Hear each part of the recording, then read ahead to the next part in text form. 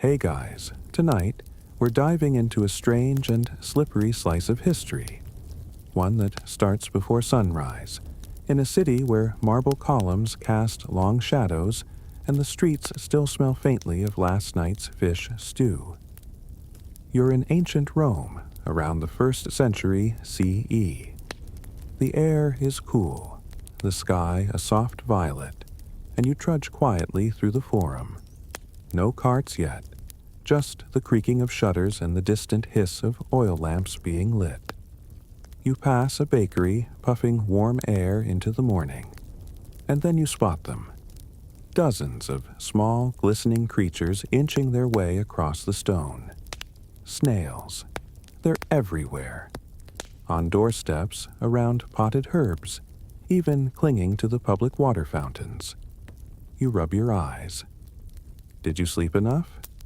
Probably not, because what you're about to do next will feel even stranger. You're going to use one of those snails to clean your teeth. No, really. So, before you get comfortable, take a moment to like the video and subscribe, but only if you genuinely enjoy what I do here. And if you're listening from somewhere outside Rome, or maybe from a slightly less snail-centric place, drop your location and local time in the comments. I love knowing where you're drifting off from. Now, dim the lights, maybe turn on a fan for that soft background hum, and let's ease into tonight's journey together. You reach the modest doorway of your insula, one of those tall, narrow apartment blocks crammed into the Subura district. The door creaks. Inside, your living space is simple. Plaster walls with faded frescoes, a low table, a few oil lamps, and in the corner, your washing shelf. And there, on it, is a little terracotta jar with a snug, fitting lid. You pop it open. There it is again, that earthy smell of crushed herbs, a bit of vinegar, and yes, snail mucus. It's cooled overnight into a pale, jelly-like paste. You dip your finger in and start the ritual. It's not glamorous. You don't gargle with imported mouthwash or snap a whitening strip across your molars. You smear the slime gently across your teeth, massaging with a scrap of linen cloth, maybe a twig bristle brush if you're fancy. If it sounds ridiculous, well, you're not alone in thinking that. Even in ancient Rome, the idea raised a few eyebrows, but to the surprisingly hygiene-conscious Romans, snail mucus was a household staple, up there with olive oil, vinegar, and volcanic pumice. As your fingers work the mixture in, you catch your reflection in a bronze hand mirror. Your teeth are stained a little from wine, but not bad. Certainly not as bad as the baker down the street. His breath could curdle milk, and he refuses to touch the snail stuff. Claims it's too wet. As if toothpaste is supposed to be dry. Snails weren't just pests or appetizers at feasts. They were everyday wellness tools. Land snails in particular were prized for their soft bodies and surprisingly long shelf life, especially when kept in little terracotta pens near kitchens or gardens. In fact, some households kept a stash of snails not for cooking, but for skin care and oral health. The same snail that might end up in garlic broth could just as easily spend the day inside a bathroom jar, slowly giving its all to dental science. And yes, you try not to think too hard about where the mucus comes from. To modern ears, this might sound like a gross bedtime prank. But here's where things get even weirder. Snail slime, as it turns out, does have some redeeming properties. It contains enzymes like protease and hyaluronic acid, both of which can, in theory, help remove dead skin cells, reduce inflammation, and maybe even kill bacteria. Historians still argue whether the ancient Romans knew this from observation, or just believed it based on the slime's texture and cooling effect. Either way, your average Roman would have sworn by it, and you're not using it alone. Step outside again and look across the alleyway. That elderly woman in the tattered stola? She's using snail paste with ash powder and a chew stick. The senator's daughter 2 floors up? She has her own concoction, probably with rosewater and imported myrtus leaves. Tooth care in Rome wasn't a joke, even if the ingredients would make a modern dentist faint.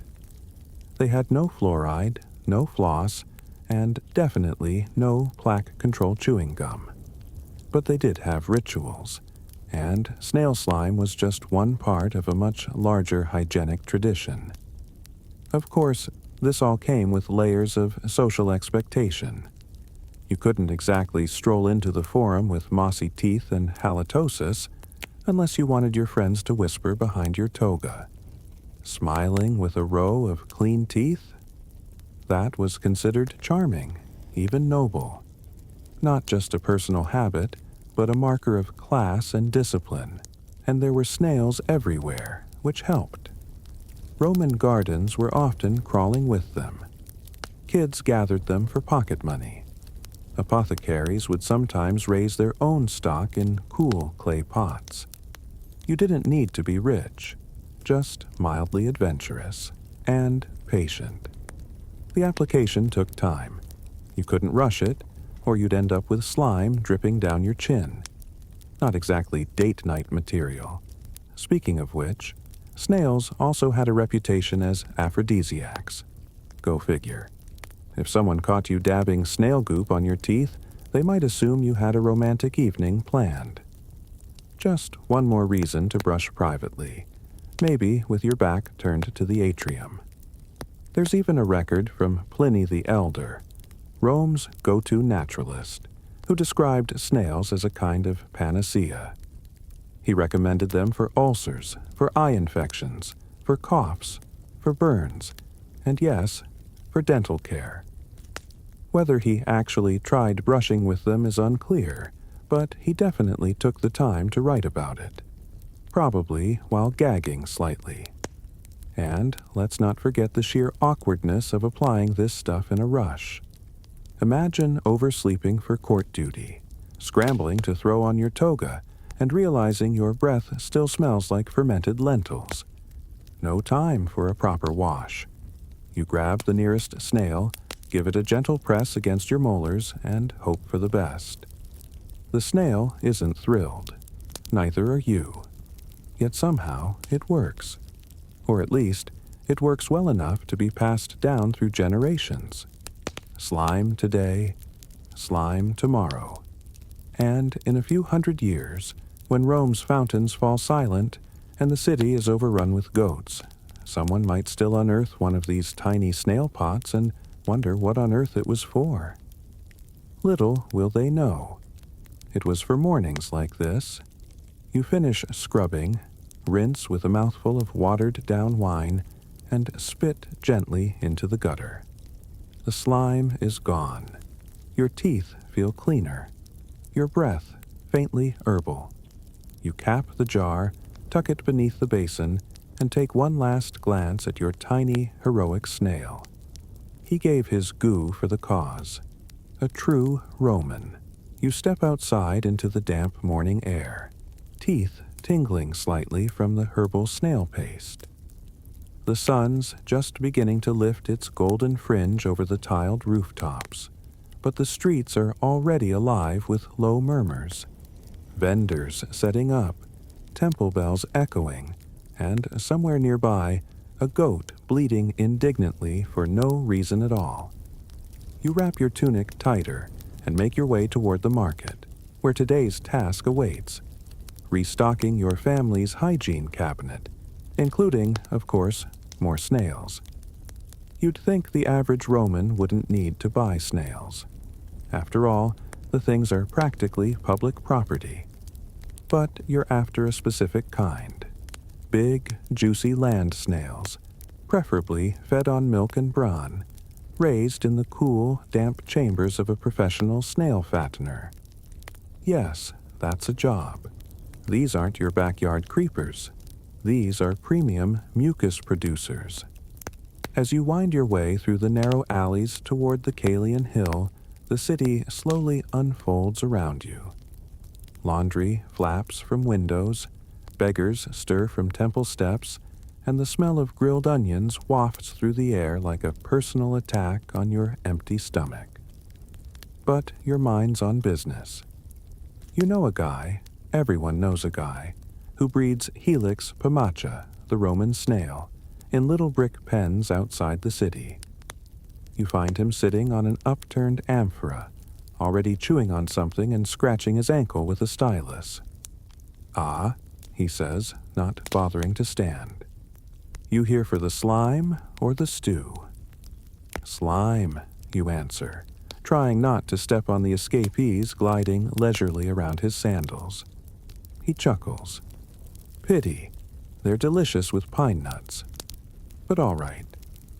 He stands and leads you behind a crumbling wall to a shaded grove where rows of snails sleep in moist, terraced trays. He lifts one slowly and holds it up like a delicate coin. This one's been drinking goat milk for 2 weeks. You'll feel it in the texture. This isn't a rare arrangement. Wealthier Romans raised snails in specially built cochlearia, snail gardens where the conditions were just right. Humid, dark, and quiet. Think of them as tiny spas for mucus makers. And the snails thrived. Not only were they bred for gourmet dishes, they were also considered useful in medicine and hygiene. And snail traders like your contact here knew exactly how to cultivate for both markets. You buy a dozen and slip them into a clay box wrapped in damp cloth. On the walk home, you can feel them shifting around inside, which is unsettling but also sort of charming. These are your little allies, dental guardians. Face it, you're carrying a living mouthwash kit. It's weird, but not that weird, because back home your family has rituals. Your uncle, a retired centurion, refuses to touch the snail paste. He uses ground charcoal with vinegar instead, which makes his teeth look like he's been gnawing on roofing tar. Your aunt prefers eggshells and crushed mint. Your little brother just eats the toothpaste when no one's looking. Everyone has their method. But snail slime? That's your thing.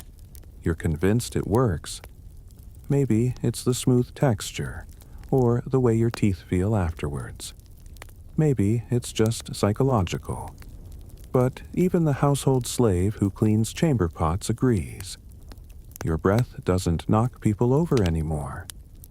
Once back in your flat, you set the snail box by the wash basin. One's already poking its little eyes out, trying to make a break for it. You'll deal with him later. First, you start prepping tomorrow's paste. It's a delicate process, one you learned from an apothecary near the baths. Step 1. Coax the snail into movement by placing it on damp linen.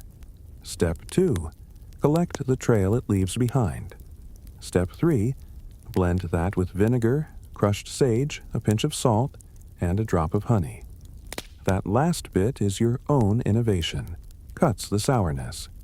Some folks swear by adding powdered deer antler, but you're not about to scrape that from a temple statue. The mixture takes on a slick, translucent look as you stir. It's not pleasant, it's not awful, it's just Roman. You dab a bit on your fingertip and sniff. Herbal, slightly earthy, kind of sweet, kind of not. You'll let it set overnight. And as you work, you remember something you overheard at the Forum Baths. A doctor bragging about snail extract being used for wounds, skin ulcers, even wrinkles. "It cools the flesh," he said, "and draws out poison." He was probably quoting Pliny again. That guy's responsible for half of the empire believing you can fix a sore throat by holding a cabbage leaf under your armpit. Still, there's always a grain of truth in these remedies. Snail mucus is antimicrobial to a degree. It contains allantoin, which can promote skin healing, and it's sticky enough to grab particles from between teeth. Historians still argue whether the ancients actually understood any of this on a chemical level, or if they just liked the way it felt. But the fact remains. Snails were Rome's slippery little secret weapon. They were also weirdly fashionable. Some upper-class women included snail paste in their beauty regimens. Mixed with milk and rose water, it became a sort of glowy facial serum. Though, granted, nobody was bottling it and selling it on TikTok. One scroll even mentions it being used as a lip balm. That's commitment. And, like everything in Rome, it had layers of status. Using raw snail paste, that was lower class. Too rustic. The elites preferred their slime prepped by a servant, chilled, maybe even infused with imported oils. Same basic goop, just fancier packaging. You glance over at your own batch, slowly congealing in its little cup, and can't help but chuckle. Maybe, in another life, you'd be a snail sommelier. Ah yes, you'd say, sniffing the jar. Notes of oregano and despair. You're just about to cover the cup when you hear a knock, sharp, rapid. You wipe your hands and open the door to find your neighbor's kid, breathless and clutching his cheek. "I think I broke a tooth," he mumbles. He's clearly panicking. You lead him inside, sit him down, and take a look. Yup. One of his molars is cracked clean through, probably from chomping on those candy-coated almonds again. You fetch a rag, dab some snail paste on it, and press it gently to his gums. He flinches, but the paste begins to soothe the inflammation almost immediately. The kid calms down, even smiles. You tell him to chew on a damp cloth until his father can take him to a proper doctor. In the meantime, no almonds, stick to porridge. He nods, still drooling a little, and runs off. Another believer born. You look at the now smudged cup and sigh. Time to make a second batch.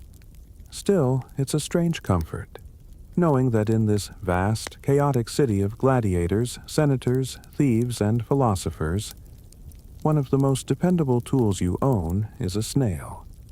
You may not have riches or a marble bathhouse, but you have clean teeth, fresh breath, and a self-made jar of gooey confidence.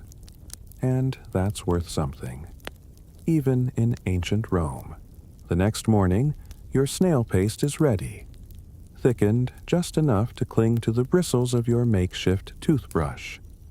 A frayed twig soaked in vinegar. You apply it carefully, swirling the twig across your teeth, and can almost imagine a modern-day dentist having a full-blown existential crisis if they saw this. But hey, it works. You rinse with warm water and let out a long, minty sour breath. Not bad. Not bad at all. You peer into your copper mirror, wavy and not particularly honest, and grin. For a brief moment, you almost admire your own reflection. But then a waft of burning fish sauce from the alley slaps you back into reality. Time to get going. You've got errands to run and a mouth to keep pristine. Today's mission: check in with a friend of a friend who claims to have a better method for collecting snail mucus. Cleaner, faster, and less smelly, he'd said, with the sort of gleam in his eye that usually precedes disaster. But you're curious. And curiosity in Rome? It's practically a civic duty. You head north, winding through neighborhoods where mosaic-tiled courtyards give way to grimier tenements. The stone beneath your sandals is already warm, and somewhere nearby, someone's training a parrot to mimic insults in Greek. You hear it squawk, get a real toga, and smirk. Finally, you reach your destination. A cluttered courtyard filled with clay jars, stacked amphorae, and the unmistakable smell of something experimental. "Aha!" your contact exclaims, arms outstretched like a stage magician. He's a wiry man named Gaius, with ink-stained fingers and the sort of wild hair that suggests too much time alone with scrolls. Come, feast your eyes upon my innovatio. You blink. In the center of the courtyard is a crude contraption made of bronze pipes, shallow dishes, and a rotating wooden drum. On top, a cluster of very confused snails. I call it mucilaginator, he beams. Patent pending. You can't help it. You laugh. You built a snail treadmill. More like a mucus harvester, he corrects, designed to gently agitate the gastropods without harming them. Observe. He cranks a handle, and the wooden drum slowly turns, causing the snails to inch forward across a sloped surface. As they slide, their mucus collects in a small trough beneath. It's absurd, but effective. Within minutes, a thick ribbon of slime begins to pool at the base. It takes only a quarter hour to gather what you'd spend all day chasing with a linen rag, he explains, and the snails remain alive and moisturized. You try a bit between your fingers, slightly thinner than your usual harvest, but cleaner, less gritty. Gaius offers a drop of thyme oil to mix in, and suddenly it smells almost spa-worthy. Some physicians at the Temple of Aesculapius are interested, he adds casually, as if it's no big deal that Rome's top healers might be sniffing around his snail treadmill. They say it could help with ulcers, maybe even plague sores. Historians still argue whether snail paste was truly effective in healing wounds, or whether it was just another snake oil in the ancient medical toolbox. But records do show it was used. In Materia Medica, for example, Greek physician Dioscorides mentions applying crushed snails to reduce swelling and fight infection. And in Rome, if something even might work, someone was probably rubbing it on themselves. You leave Gaius's courtyard impressed and mildly concerned for his mental state, and decide to visit a local healer yourself. Not for treatment, but to talk recipes. After all, snail paste isn't just snail paste. Everyone has their own spin. The healer's name is Livia, and she operates out of a shaded apothecary near the Tiber. Her shelves are crammed with glass flasks, dried herbs, and bits of dried animal that definitely weren't on any dinner menu. She greets you with a nod and a gesture to the bench. "So, you want to talk teeth?" she says, not even looking up from the pestle she's grinding. "What's your base?" You tell her. "Vinegar, sage, a dash of honey." Not bad," she replies. "I use snail slime too, only I ferment it first. Takes the edge off. You ever try adding powdered cuttlefish bone?" You blink. "Like, from an actual cuttlefish?" "Of course. Dries the slime just enough to make it spreadable. Plus, the bone's full of calcium. Great for the enamel." She taps her own teeth with a bony knuckle and gives you a grin that could sand wood. She shows you a jar of the stuff. It looks like chalky clay, pale and swirled, almost like marble frosting. You try a bit. Gritty, but clean. Sharp, almost. It leaves your mouth feeling like it just got professionally insulted and complimented at the same time. Then she leans in, eyes gleaming. "You know what the best-kept secret is?" You raise an eyebrow. "Besides fermented snail slime?" "Mouse brains," she whispers. "Dried, pulverized, just a pinch. Cuts plaque like a chisel." You pause. "You're joking." She shrugs. "Try it and see." You politely decline and thank her for her time. On the walk home, you vow never to ask too many questions at an apothecary again. But still, your respect for the sheer inventiveness of Roman hygiene culture grows. The thing is, in ancient Rome, medicine and superstition were roommates. People bathed in sacred springs, wore amulets against toothaches, and still believed that spitting 3 times over your shoulder could ward off illness. And yet, they were also pioneering dental tools, performing minor surgery, and crafting paste formulas that wouldn't look entirely out of place in a trendy health shop today.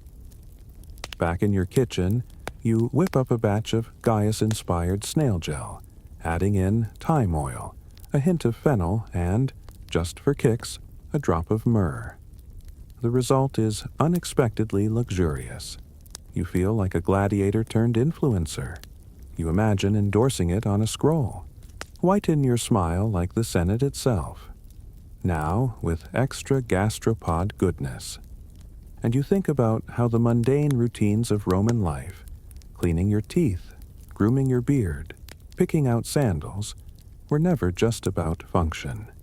They were about identity, class, status. Hygiene wasn't just personal, it was political. Because in a city that stank of fish brine and ambition, smelling slightly less terrible was a competitive edge. If your breath didn't melt a fresco, if your teeth didn't look like old ivory dice, you had an advantage.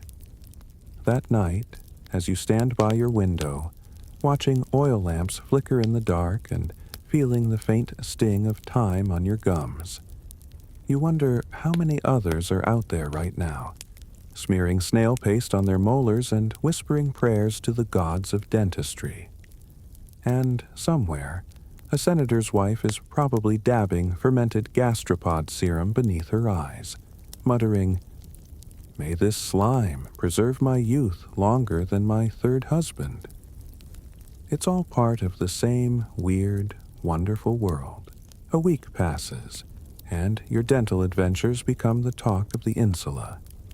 Not because you've advertised them, but because your breath no longer smells like garum left in the sun. In a city where halitosis is basically airborne warfare, that kind of shift gets noticed. First, the baker on the corner comments, "You smell less like rot." Then the fruit vendor asks, "What's that smell?" "Is that thyme?" And finally, your neighbor Lucius, who hasn't brushed his teeth since the reign of Claudius, corners you in the stairwell and demands, "What's your secret? Did you sell your soul to Apollo?" You could lie. You could say it's divine intervention or a miracle of olive oil. But no, you do what any proud Roman would do. You turn it into a side hustle. Soon, you're bartering jars of your signature snail paste, now branded Dentifricium Maximus, for wine, sandals, and occasionally even gossip. Livia, the apothecary, becomes your silent partner, offering powdered herbs and cutting tips like a grizzled chef of dental sorcery. And Gaius? He's building a second snail treadmill, powered this time by a lazy goat named Domitilla. You suspect she's doing more chewing than cranking, but the snail output's still good. He's already drawing up diagrams for a larger, aqueduct-powered version.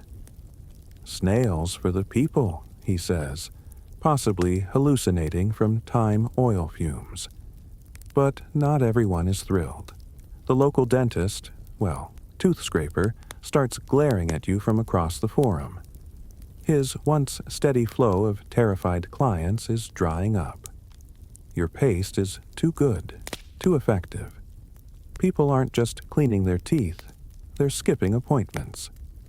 One afternoon, he corners you by the public baths. He's a hulking figure with forearms like amphorae and breath like boiled onions. "You think you're clever," he growls, jabbing a bronze pick in your direction. You and your fancy slime. You smile. "It's all natural," he sneers. "Let's see how natural it is when you're bleeding from the gums." And that's how you end up in an impromptu dental duel. Sputaculum versus paste. A crowd gathers. Wagers are placed. A senator's cousin brings popcorn. The rules are simple. Both of you clean the teeth of one randomly selected volunteer, a half-drunk wine merchant named Spurious, and the crowd votes on who did it best. Time limit, 15 minutes. You go first. Gently applying your snail paste with a smooth twig brush, you polish and swab like an artisan. Spurious sighs and hums. You even rinse his mouth with rose water afterward. The crowd murmurs approvingly. Then it's the scraper's turn. He comes in swinging like he's trying to mine gold from Spurious's molars. Metal screeches. Gums bleed. Spurious howls. When it's over, the merchant's teeth do look clean, but he also looks like he lost a bar fight with a horseshoe crab. The crowd votes. It's not even close. You win by a landslide. The scraper slinks off, muttering something about cursed snails and herbal sorcery. And that's how you, a humble slime enthusiast, become Rome's most unconventional oral hygiene celebrity. Weeks pass. You upgrade your workshop. People travel from neighboring districts to try your paste. There's talk of a guild, maybe even a temple. To the god of clean teeth, someone jokes, and honestly, in Rome, that's not the craziest idea. Because here's the truth. The Romans didn't just invent aqueducts and concrete. They invented extra. They turned everything. Bathing, eating, even flossing. Yes, they had thread, into an opportunity for spectacle. So why not toothpaste? And you? You're just another Roman trying to keep your breath fresh enough to flirt in a basilica without killing the vibe. Just another day in the empire of grit, glamour, and gastropods. In the end, history may not remember your name. But somewhere, buried in a mosaic, someone might find a drawing of a snail, a twig, and a dazzling smile. And they'll know. You were the minty miracle Rome never knew it needed. Your reputation spreads like olive oil spilled on a marble floor. Suddenly, people who once ignored your existence are sending dinner invitations. Wealthy matrons want consultations. A senator's wife pays you in gold coins and a leopard skin cloak for a private session in her garden. Even the Vestal virgins send word. They've got a ceremony coming up, and let's face it, you can't exactly pray to Vesta with garlic breath. But success, especially in Rome, is a two-faced god. One face smiles and offers you figs. The other mutters curses into a mirror. You start noticing things. Your snail pots go missing. Someone's been scribbling tooth sorcery on your doorway in red chalk. And late one night, you find a decapitated wax figurine of yourself placed gently at your workshop entrance. You try not to panic. Maybe it's just an overzealous rival with a flair for drama. Or maybe, just maybe, you've caught the eye of someone far worse than a jealous dentist. The Roman elite. See, while the common people love your snail paste, simple, affordable, effective, the upper crust has a different idea of clean. They prefer tooth powders made with ground deer antler, burned eggshells, and, yes, imported crushed pearls. If it doesn't sparkle like Caesar's toga under moonlight, they don't want it near their mouths.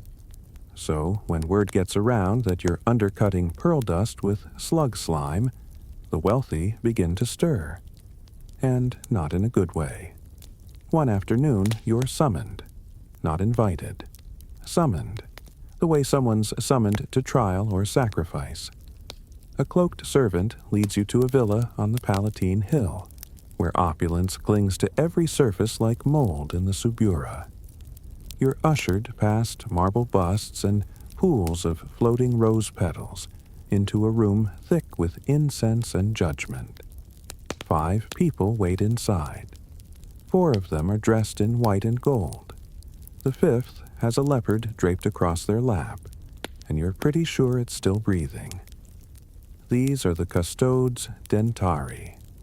a secretive guild of Rome's wealthiest and most exclusive dental suppliers.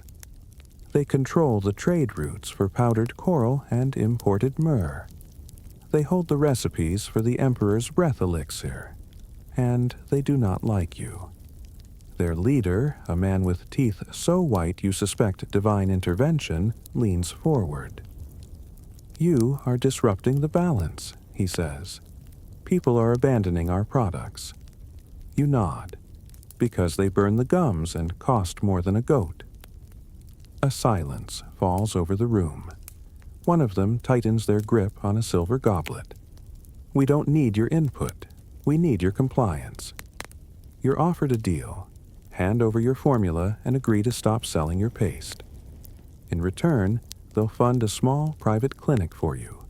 Out of sight, out of mind. You almost laugh. Almost. Instead, you lean in and say, "I've got something better than compliance. I've got results." And then you do something dangerous. You leave. But not before tossing a sample jar of your newest blend onto the marble floor. It rolls and stops at the leader's feet.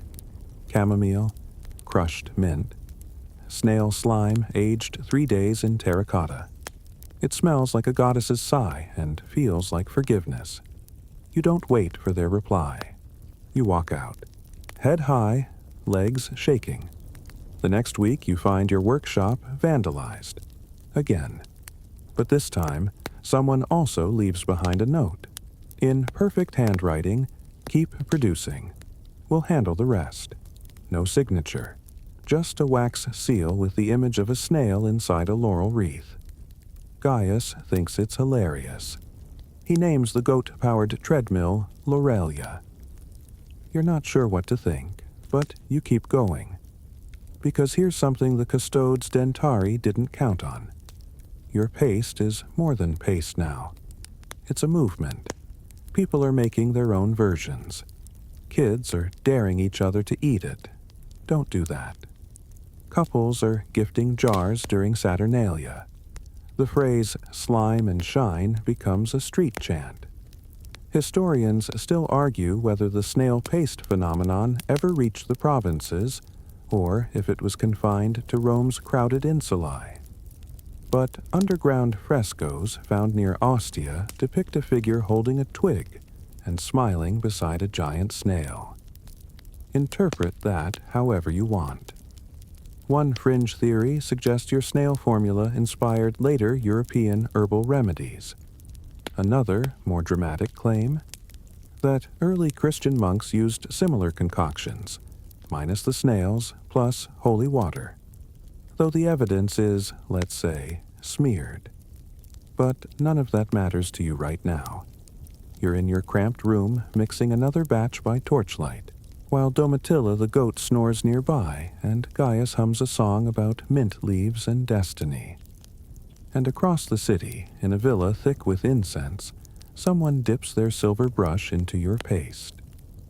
They don't smile, but they don't spit it out either.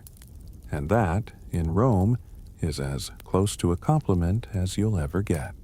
You wake up the next morning to pigeons fighting over a bread crust on your windowsill and the distinct sound of Gaius humming in the workshop downstairs. His off-key warble bouncing between glorious victory and mild toothache. Business is booming. But with business comes bureaucracy. And in Rome, bureaucracy wears a tunic and carries a stylus dipped in suspicion.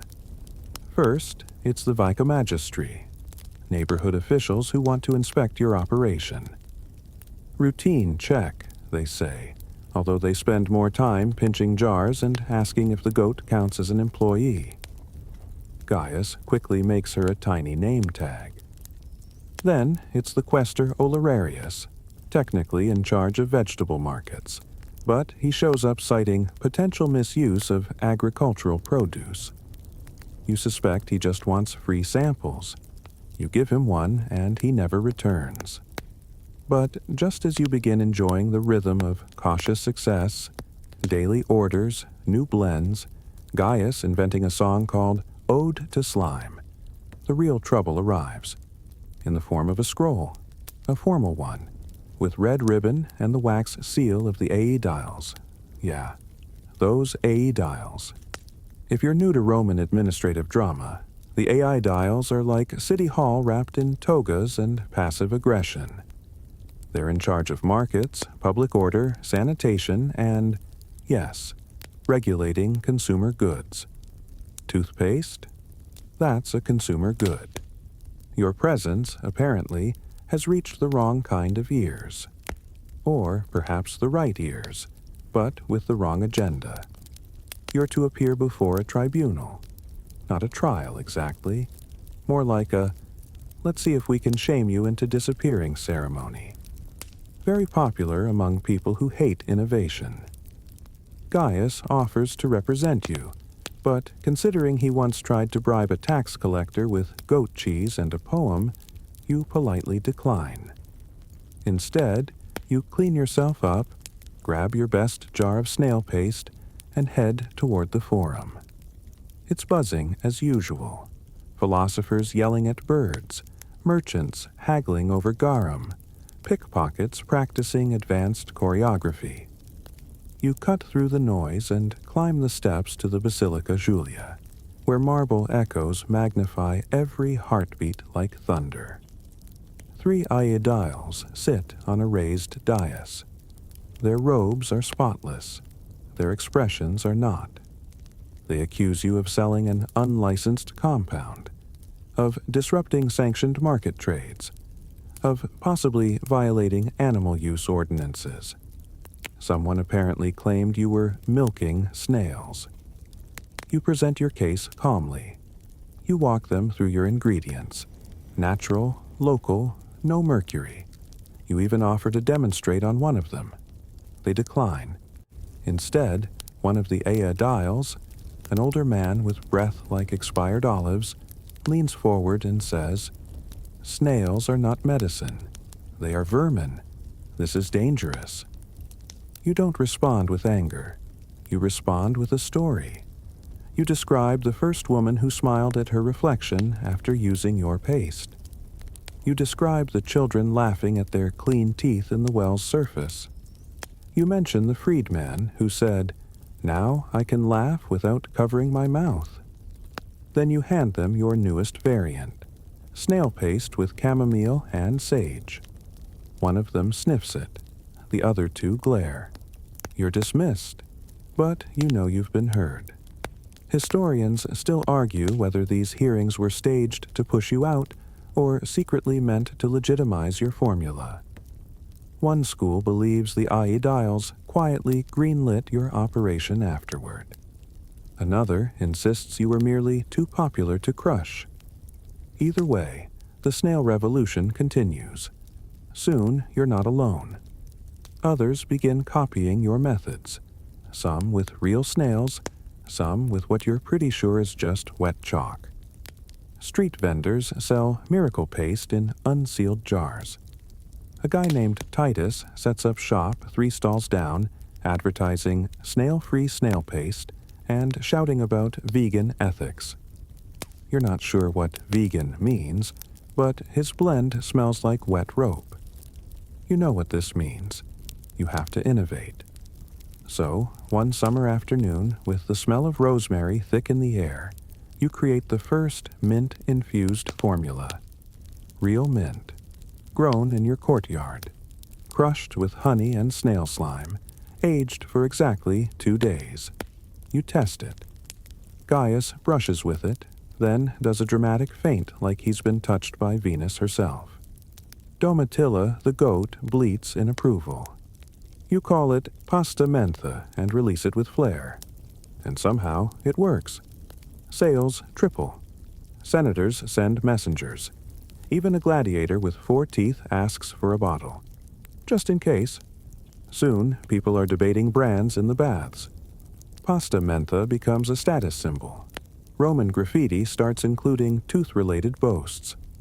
Faustus loves Cornelia, and his gums have never bled once. The strange part? You start seeing improvements in people's smiles. Whiter, cleaner, less inflamed. You realize something. This silly, slimy thing you made as a joke. It's changing people's lives. Sure, it's not medicine. It won't cure plague or stop lead poisoning, but it helps people feel human, confident, seen. And that, in this city of masks and marble, matters more than you thought. You walk home one evening, the stars sharp above, the streets cooling under your sandals, and you realize this might not just be a phase. This could be a legacy. Back in your workshop, Gaius is asleep on a bag of barley. The goat is chewing something that might be your laundry. You sit down and open your notebook, the one where you track each blend, every success and failure. And you write. Today, a boy with rotting gums cried when he saw his teeth in a mirror. Then he smiled. He smiled. You underline the word 3 times. And beneath that, you sketch a snail. With a crown. A few weeks later, you're ankle-deep in mint leaves, trying to convince Gaius that no, adding crushed figs will not unlock the paste's sensual potential when a courier thunders up to your door. He's panting, scroll in hand, dust streaked across his face like war paint. For you, he gasps dramatically. From her. You frown. Her could mean anything. Rome is practically held together by gossip, vendettas, and women whose names nobody dares say out loud. You crack the seal and read. Turns out she is Claudia Pulchra, a patrician of alarming lineage. Her grandfather fought beside Caesar. Her mother once debated Cicero. Her dog wears a gold collar and a permanent sneer. Claudia wants to meet. Not in her villa, not at the Forum, but at the Thermae of Agrippa. You blink. That's like being invited to test your soup recipe in the emperor's private kitchen. The baths of Agrippa are a temple of steam and status. Senators soak there. Philosophers argue there. Deals worth whole provinces are whispered over plums and pumice stones. You prepare carefully. Fresh tunic. Extra mint paste on your breath. One small jar wrapped in goat wool tucked into your satchel like a sacred relic. When you arrive, the heat hits like a gentle slap. The scent of myrrh and sweat. Marble pillars dripping with condensation. Claudia is waiting near the caldarium, perched on a reclining bench like a judgmental statue. She's younger than expected. Sharp eyes, zero patience. You made this? She asks without preamble, pointing to the jar. You nod. She uncorks it, sniffs, dabs a bit on her fingertip, tastes it. You panic slightly, but she just hums. Then she gestures. A slave appears from nowhere. Claudia turns, opens her mouth, and lets the girl brush her teeth for 2 full minutes, in total silence. When it's done, Claudia stands, smiles at her reflection, and says, "You'll make it for me weekly. Same blend, plus cinnamon," and walks off. You don't argue. You don't even ask who she thinks she is, because you know exactly who she is. She's your first elite client. From that moment, everything shifts. You move from street stalls to private courtyards, from yelling over fishmongers to whispering in mosaic halls. The rich don't buy. They commission. One man wants pearls ground into the paste. You try. It tastes like disappointment. Another insists on a seawater rinse. Gaius says it smells like Poseidon's foot. You even meet a lady who claims her family used snail toothpaste under Cleopatra, which is historically debatable but 100% in character for her. This is the era of custom blends. You become an artisan, a mixer of moods and status symbols. Some want teeth as white as temple marble. Others want to dazzle during recitals. One man simply demands that it burns like Mars's vengeance. Gaius accidentally creates that last one by mistaking horseradish for ginger. You name it fire slime, It sells terrifyingly well. But as your fame rises, so does the tension. The street vendors are bitter. They say you've sold out, that you're making slime for the rich while the poor chew bark and lie about it. You feel it too. Because at night, you still remember that freedman's smile, that child at the well. You didn't do this to please Claudia and her cinnamon whims, so you decide to balance the scales. You launch 2 lines. 1, Elite, fancy jars, perfumed with crushed lilies and myrrh, sold in scroll-wrapped sets to people who never make eye contact. The other, Simple, basic clay pots, mint, snail, maybe a pinch of rosemary, sold at half cost near the public fountains. You write a sign. Good teeth shouldn't cost your toga. It works. Children gather coins. Workers trade grain. A woman with 2 missing teeth leaves you a carved wooden snail in thanks. You keep it. Now your days are a circus of extremes. Morning in marble villas, discussing molar sensitivity with a man who's never done a day's labor. Afternoon in alleyways, handing out paste while a dog tries to steal your sandals. And through it all, one mystery keeps echoing in your head. Why snails? Why does it work? It's not just the slime, that weird, miraculous mucus filled with glycoproteins and enzymes. It's something deeper, something primal. Historians still argue whether the ancient Romans understood the chemical properties of snail mucus, or if they just copied some Etruscan remedy blindly. Some believe Galenic medicine supported the use of mucus as a drawing agent for toxins. Others claim it was all trial and error with a dash of stubbornness. But you're not a historian. You're just a person who mixed slime and mint one day and watched the world bend slightly around it. And now, the world bends more than slightly. Because one day, the letter comes from the emperor's physician. He wants to meet at the Palatine Hill. You reread the message 5 times. Gaius weeps into his tunic and starts baking celebratory flatbread. Domitilla poops on the carpet. You go anyway. The hill is quiet, lined with fig trees. Guards nod. A slave leads you past painted walls and bronze doors. The physician waits inside a library filled with jars and scrolls and the overwhelming scent of aloe. He's thin, sharp, not friendly. He asks about your blends, your methods, your ratios. He's especially interested in one thing: the antibacterial properties. Apparently, your paste has begun to outperform the standard physician blends: ashes, vinegar, even salt water, especially in preventing gum infections. He wants samples. He offers gold, a lot of it. You blink. You realize something. This is no longer a gimmick. This is medicine. Sort of. Or at least, it's better than the current options, which include burning ulcers shut with hot sticks and telling patients, "Don't chew so much." You agree. Of course you do. The gold jingles into your pouch, and the future echoes around you like thunder. Back home, Gaius is already carving a new shop sign. The Snail Whisperers. You throw a sandal at him, but secretly you kind of love it. You wake up the next morning with gold under your bed, dried mint in your hair, and the unsettling realization that Rome might actually take you seriously now. Your snail-based toothpaste, your wild, slimy, half-mocking experiment, has just been promoted from street joke to imperial concern.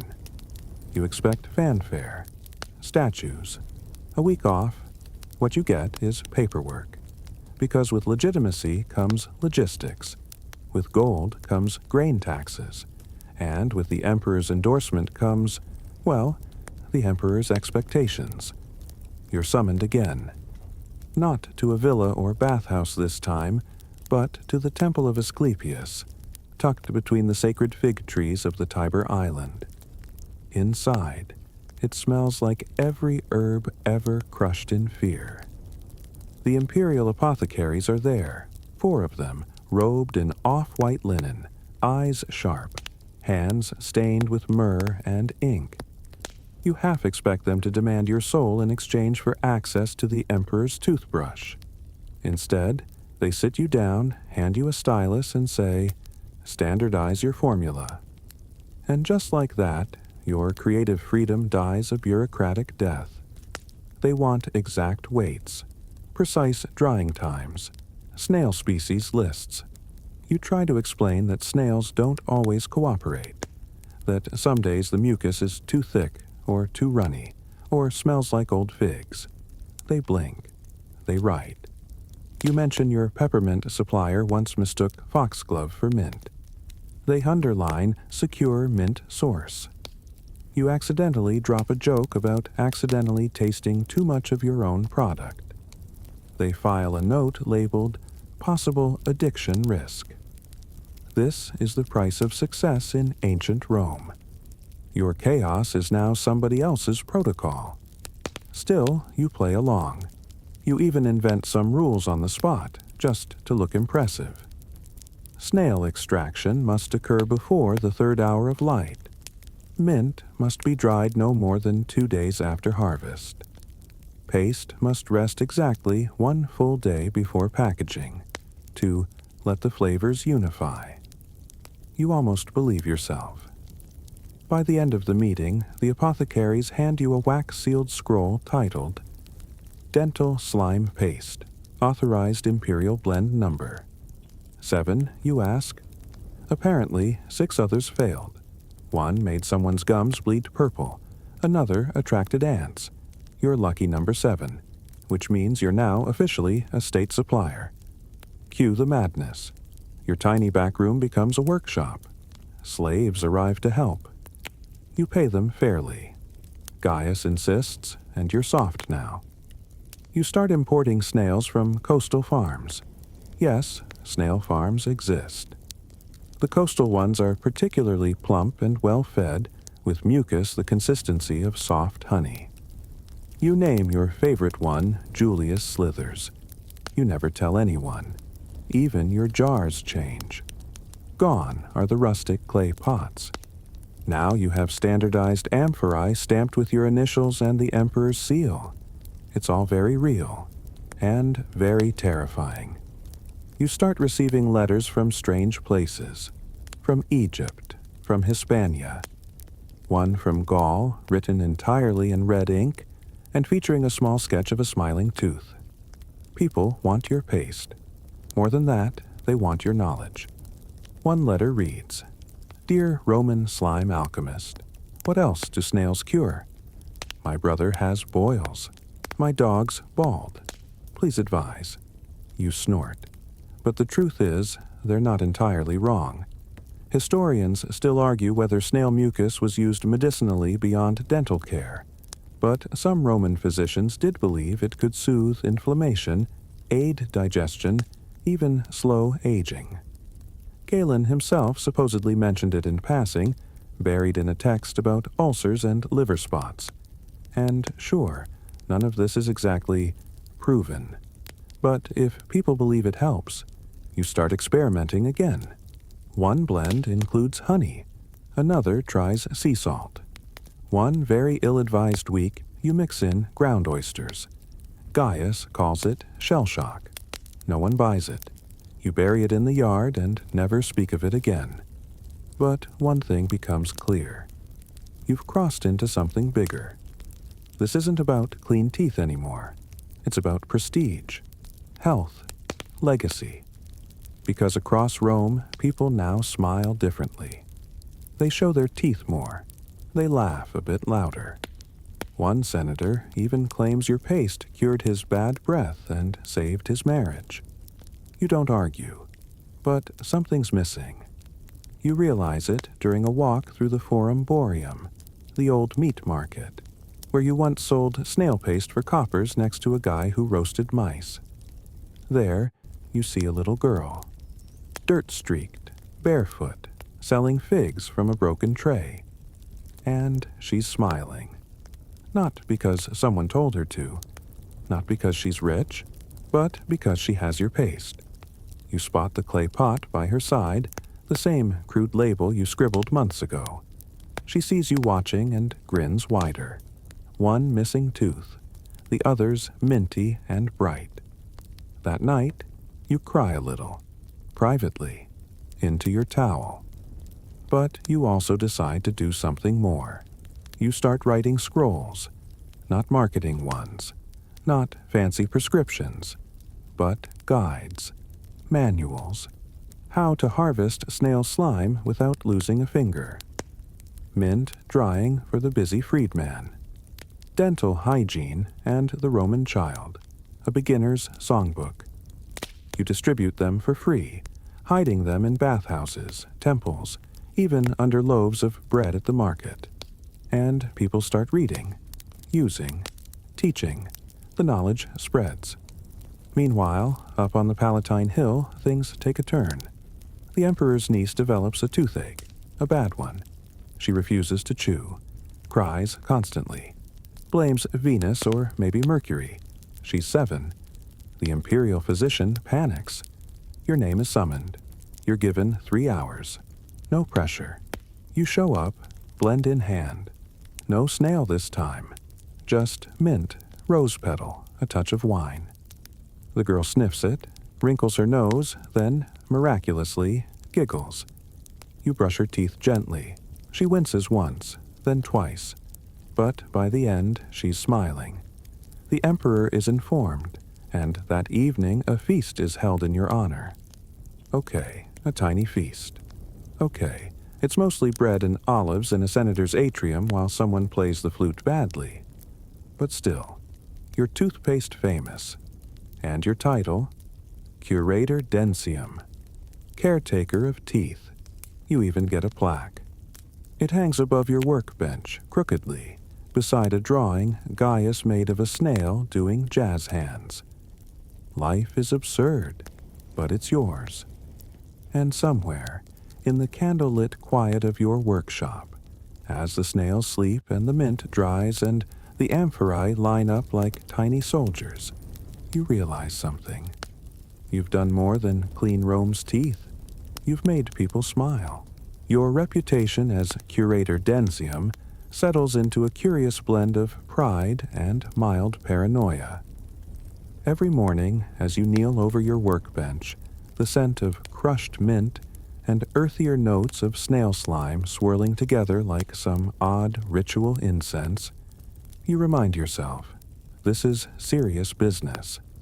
Not the glamorous gladiator fights or lavish banquets you once dreamed of, but equally vital in a city obsessed with appearances. Word spreads fast through the winding streets of Rome. Senators whisper in marble halls about the snail-smoothed smiles of their peers. Street vendors swear by your paste, though some still scoff, saying it's just slimy nonsense wrapped in official parchment. Others approach you shyly, clutching cracked jars and desperate for fresh batches, their teeth stained from too many rich feasts or the city's notoriously hard water. Yet the story grows stranger. One morning, a courier arrives with an unusual request. A delegation from Britannia has heard of your dental marvel and seeks a shipment. The twist? They want to use your paste not just for teeth, but as a preservative for scrolls. Yes, scrolls. Those fragile rolls of papyrus that crumble faster than stale bread in damp air. You blink, unsure if this is a compliment or a prank. But the letter is signed by a Roman governor with an iron-stamped seal. No joke. Curious, you prepare a batch thicker than usual, testing its drying qualities and stickiness on parchment scraps. It glistens, a translucent varnish with a faint herbal aroma. You imagine ancient scrolls coated with snail slime, the same goo that keeps teeth shiny and fresh. It's absurd, but strangely logical. Nature's adhesive, Roman style. You pack the shipment, wondering if future historians will puzzle over Britannia's snail-slimed archives. In your quieter moments, you ponder the origins of your unlikely fame. How did a creature as humble as a snail, slow and slimy, become the star player in Rome's personal hygiene revolution? Some scholars argue the roots lie deeper, in the Roman obsession with purity and natural remedies. Others say it was pure happenstance, a lucky experiment in a world hungry for new cures. Historians still argue whether the snail mucus's antibacterial properties were genuinely understood, or if it was mostly magical thinking dressed up as science. Regardless, the snail's sticky trail leaves more than just clean teeth.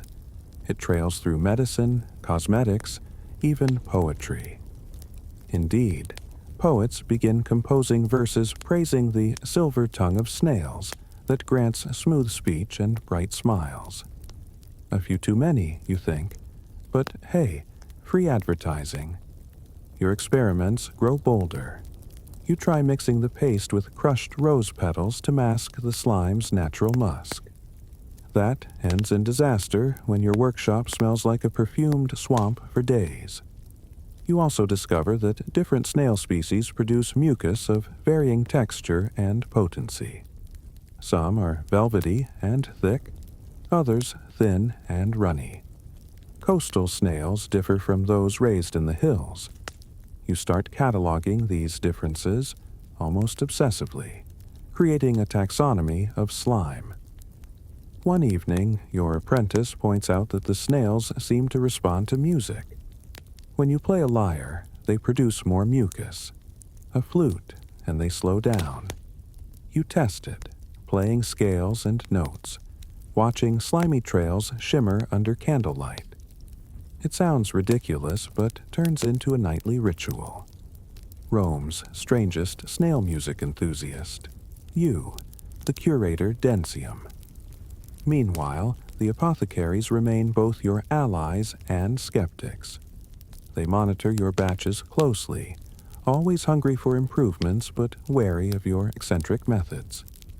They note your successes but also file reports on your flights of fancy, especially when you try adding honey or rare spices. You shrug.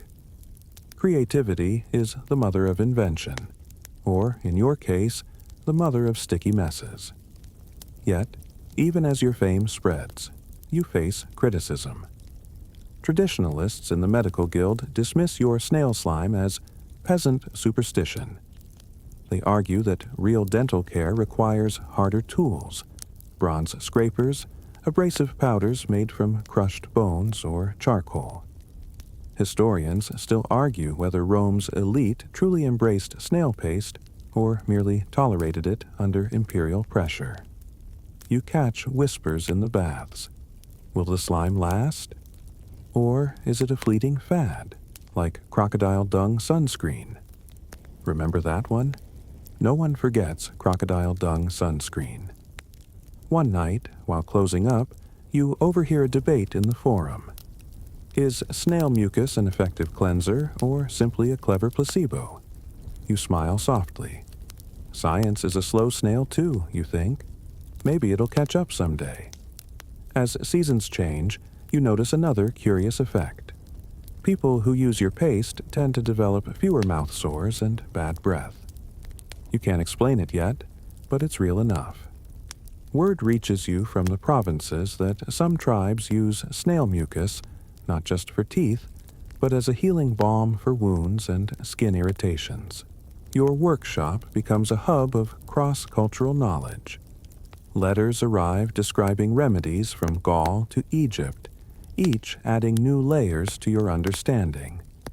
You begin dreaming of an empire where snail slime is a household staple, not just a Roman curiosity. And perhaps, somewhere deep down, you're right. Because Rome is changing. And so are its smiles. The air grows cooler as autumn settles over the city. But your workshop remains warm with the steady hum of activity and the quiet scraping of tools. you find yourself increasingly intrigued by the social side of this slippery trade. Not just the science or the snail mucus itself, but the ways Romans from every walk of life engage with the humble snail and its cleansing properties. Word has it that even some of the more fastidious patricians, those who typically favor exotic perfumes and imported toothpastes made from crushed pearls and pumice, have secretly adopted your snail paste.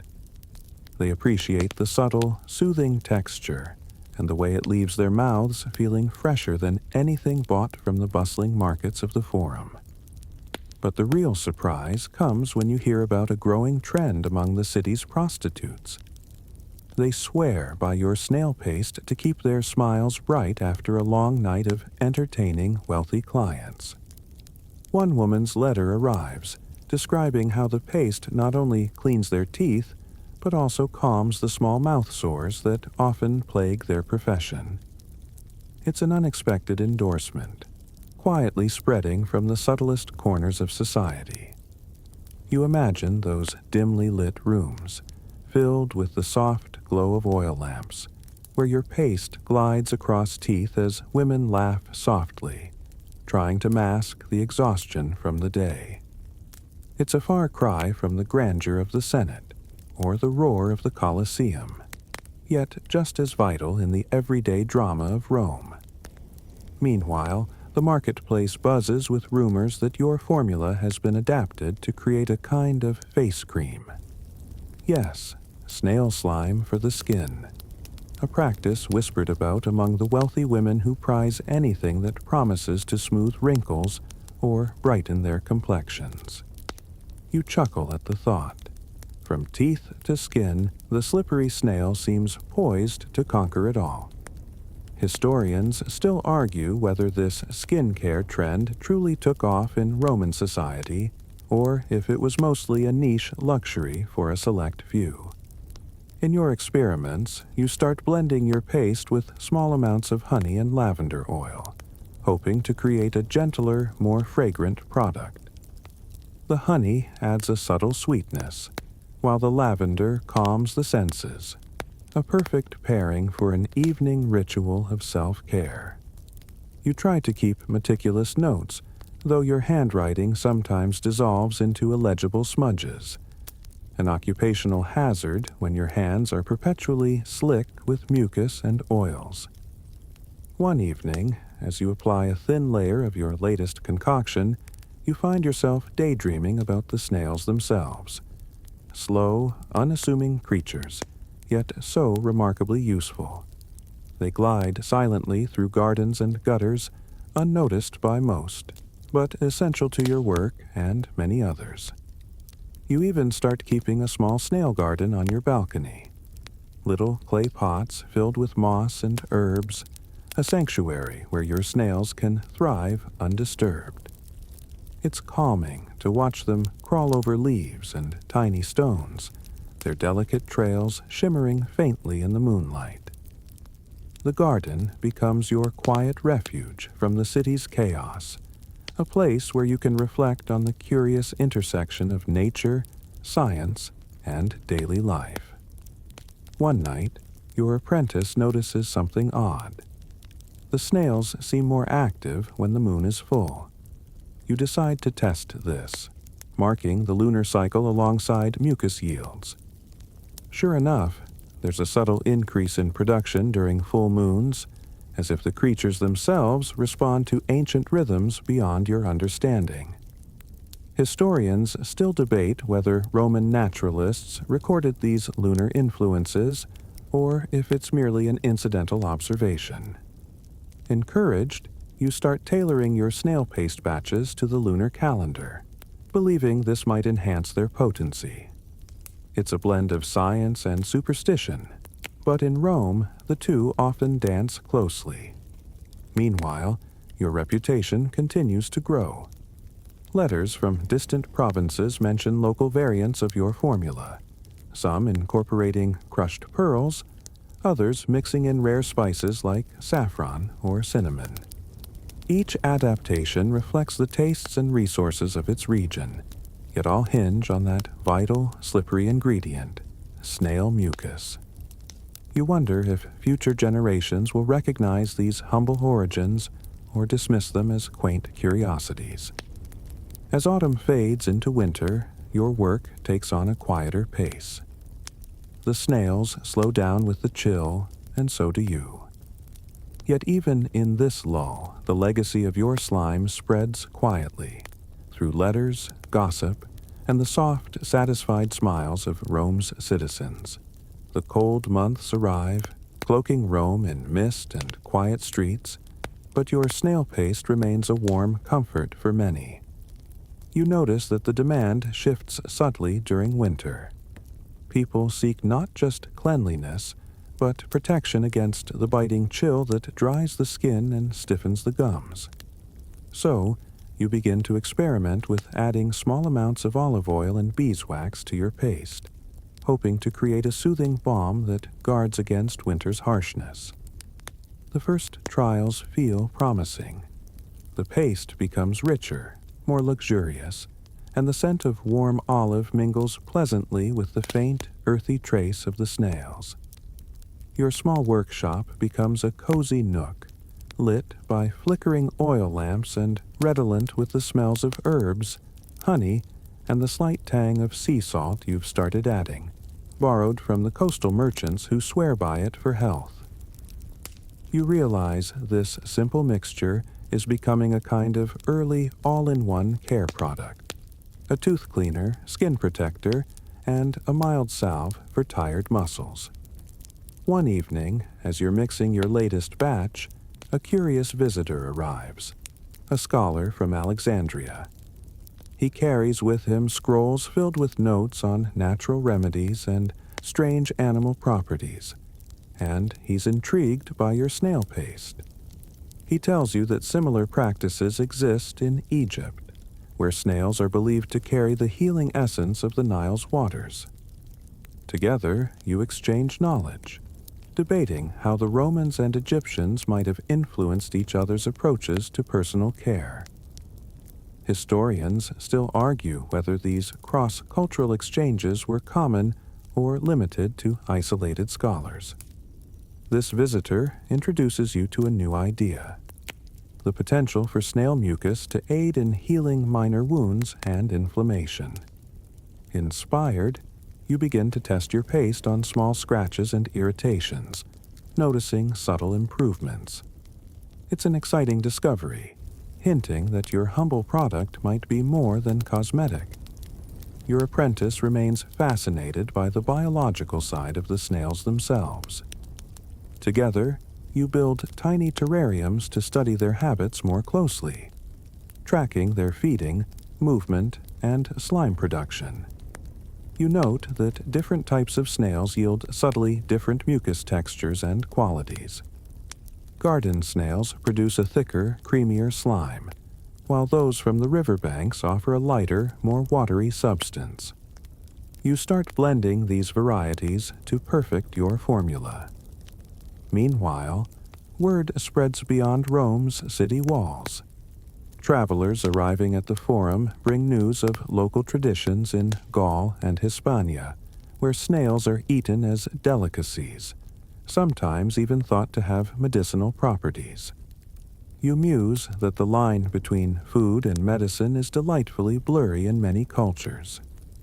Late one night, as you jot down observations by candlelight, you remember an odd anecdote you heard in the market. Some believe that the slime of snails that have fed on certain herbs possesses magical qualities, capable of protecting lovers or enhancing beauty. You file this away with a smile, knowing Rome loves its charms and superstitions. Your garden snails have become more than mere creatures. They are partners in your craft. You notice their trails glisten faintly in the moonlight, casting delicate shadows on your balcony walls. There's something hypnotic about watching their slow, deliberate movements. A quiet reminder that patience and gentleness can produce remarkable results. Your reputation continues to grow. Patrons from all classes, farmers, senators, merchants, and even some gladiators seek out your snail paste. Some swear by it after hard battles, claiming it eases soreness and keeps their mouths fresh under the harsh heat of the arena. You start to wonder how much of this is due to placebo and how much is real.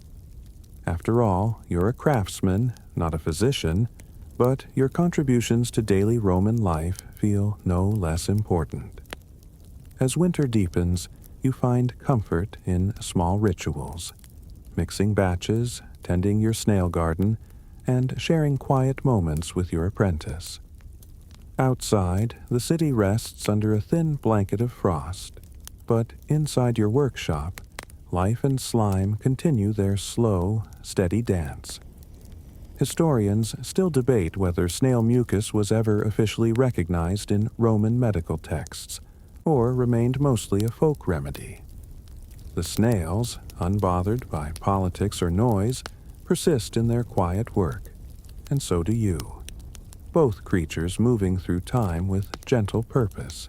The city awakens from its winter hush, and spring breathes new life into your little workshop.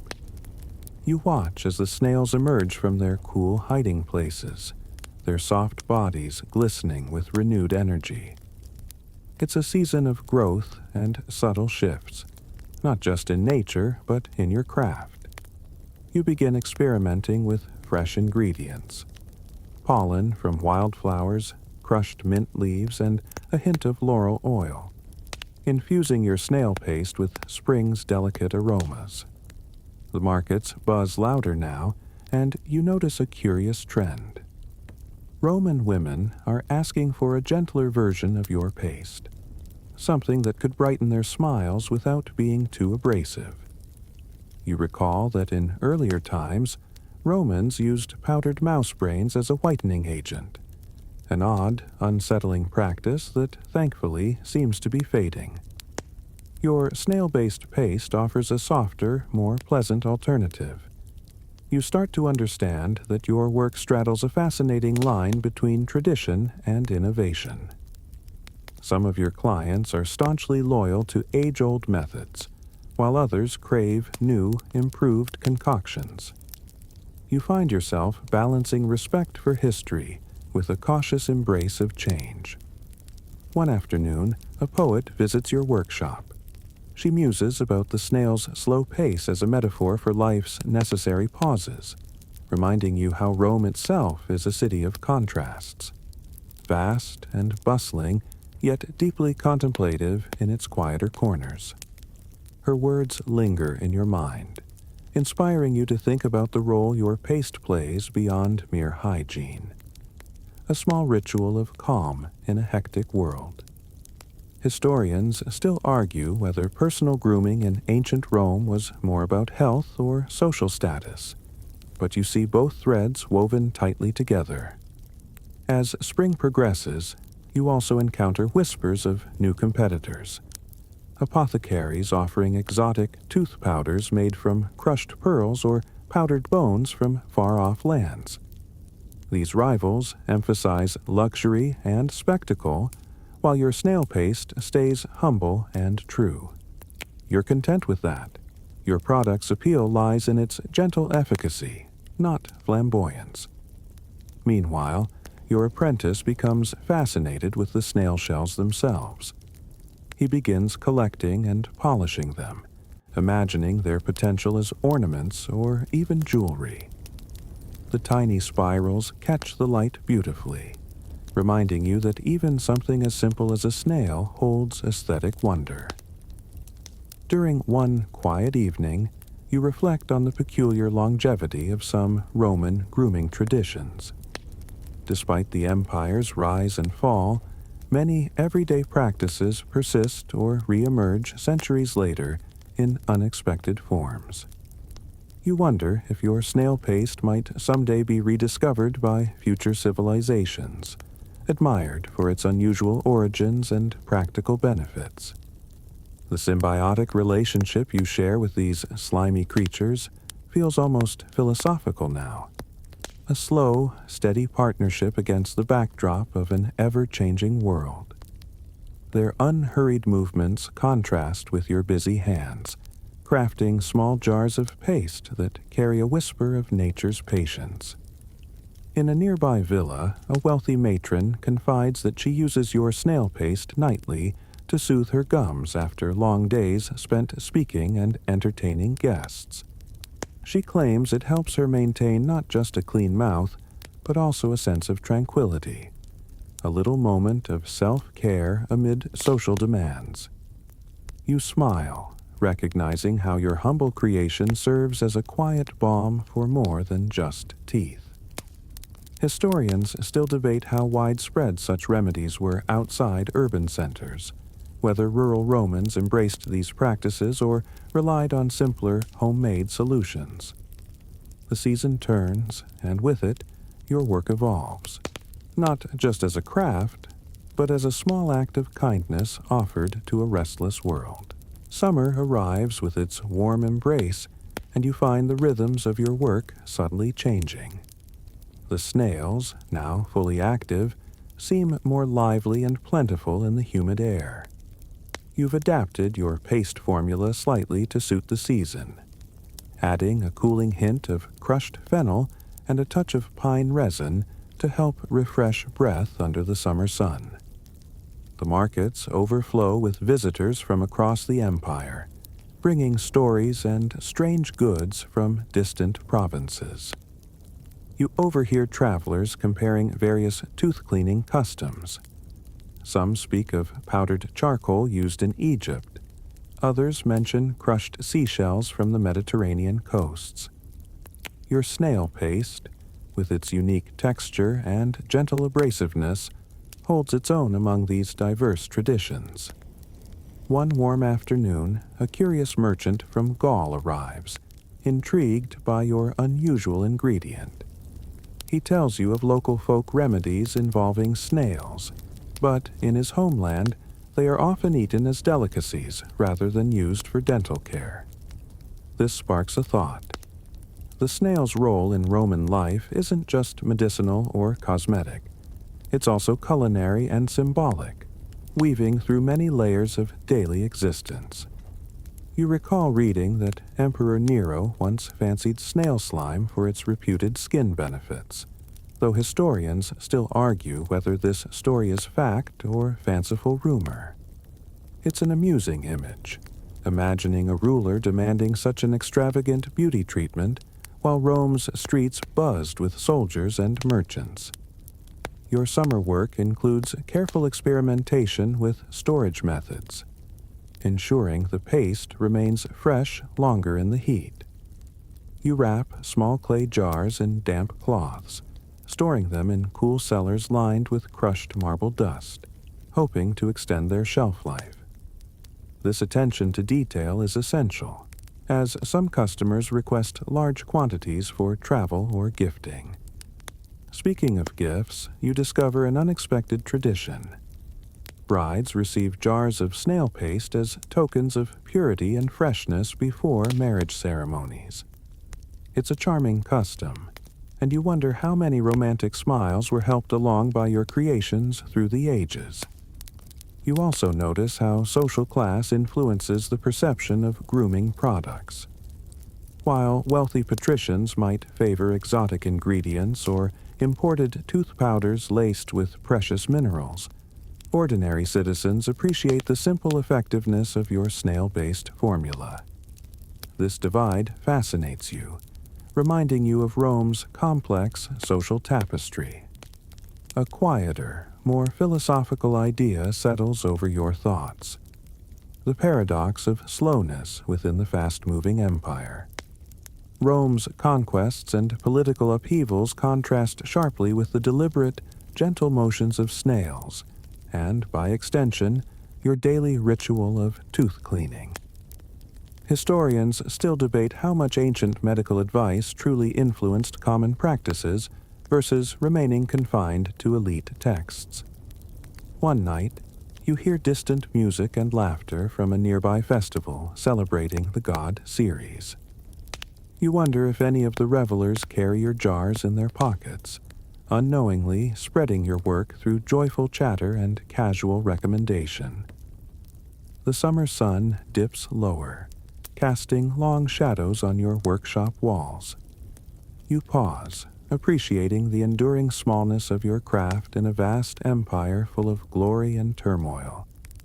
And yet, in this tiny corner, with your slow-moving snail helpers and carefully stirred pastes, you find a quiet kind of immortality, preserved in the gentle care of smiles across time. As summer wanes and the cooler breeze of early autumn whispers through the city, you sense a shift in the mood around you. The market stalls begin to offer new ingredients: pomegranates, figs, and freshly harvested herbs that inspire subtle tweaks to your snail paste recipe. You carefully crush dried fig leaves to add a mild sweetness and use pomegranate seeds ground into a fine powder to give your paste a delicate, rosy tint. The slowing pace of the season mirrors your own rhythm. You start reflecting more deeply on the legacy of this peculiar dental care tradition. You recall stories from travelers who claimed that Roman soldiers on long campaigns carried small pots of snail paste with them, believing it helped stave off gum ailments caused by dusty roads and hard bread rations. Though it sounds practical, historians still argue whether these accounts were widespread or limited to select legions. One afternoon, a visiting scholar arrives at your workshop, fascinated by your humble but effective remedy. He shares tales from distant provinces where tooth care takes very different forms, like the Inuit who use carved bones for cleaning, or the Chinese who favor herbal rinses. This exchange fuels your understanding of Rome as a melting pot of ideas and customs, where a simple snail can symbolize innovation and cultural blending. You also revisit some of the curious legends tied to snails themselves. In certain rural areas, farmers believed snails could predict the weather by their activity levels, a belief that seems charmingly quaint today, but hints at the ancient human desire to find patterns in nature's subtle signals.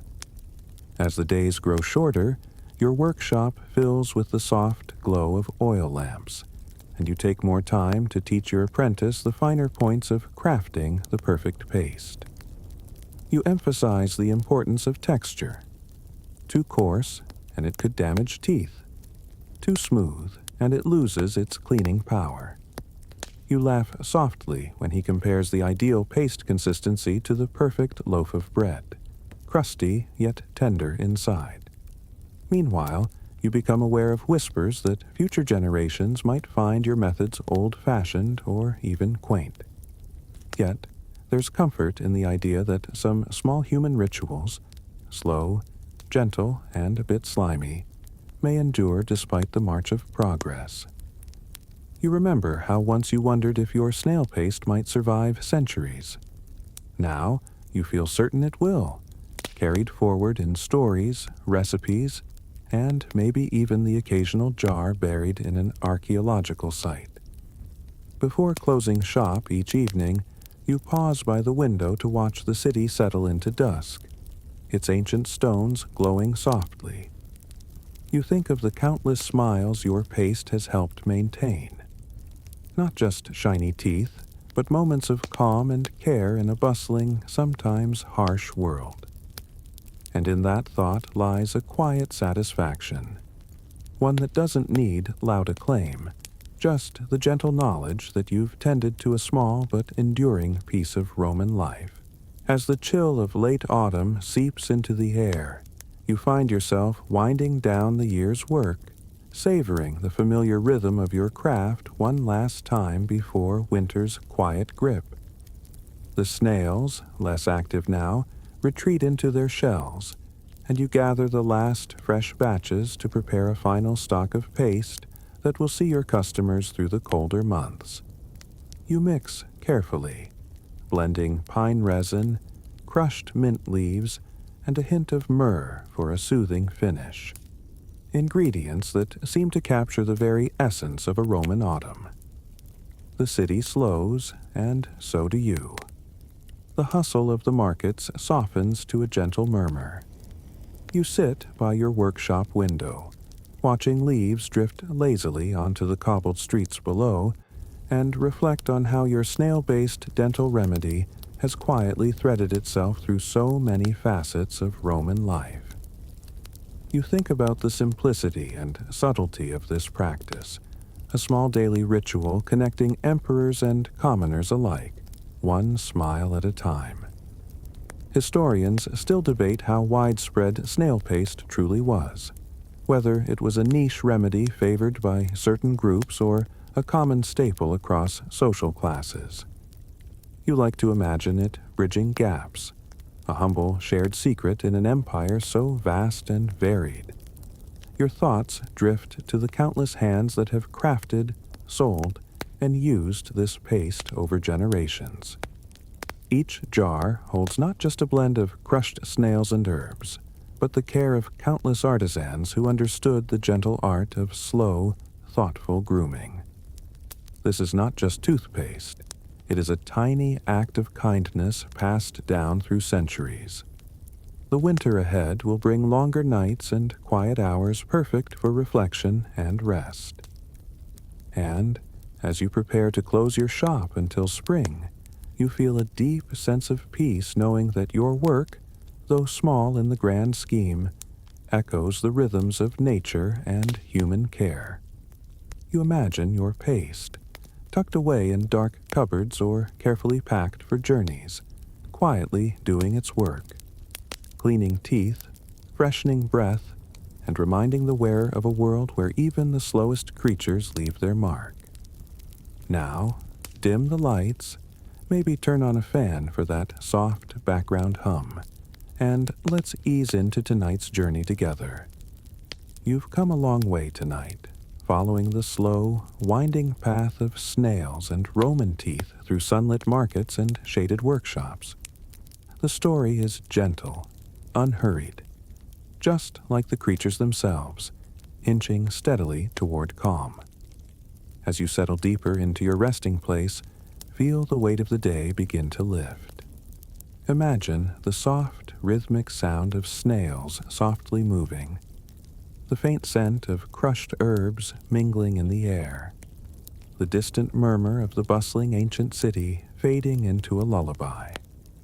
There is something comforting about these small rituals, an ancient kindness passed through hands long gone but remembered in every jar of paste, every careful stroke of brush against enamel. It's a reminder that care, in its quietest forms, holds enduring power. So let your mind drift, gentle and slow, as if you yourself are taking the time to brush away the dust of the day. No need to hurry, no need to rush. Just this moment, soft and soothing, wrapped in history and gentle humor, a small haven from the world's noise. Sleep now, with a smile as steady and slow as a Roman snail, and let the night carry you softly into dreams.